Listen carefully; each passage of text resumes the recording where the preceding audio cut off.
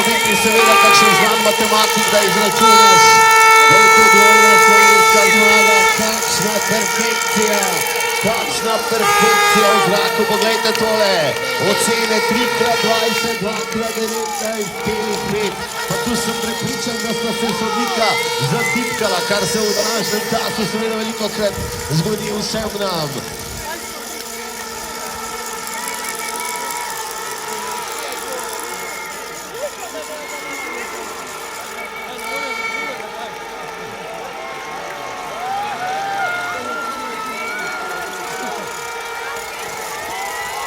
In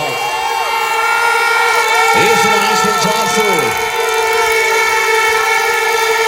računalnik zdaj le tudi in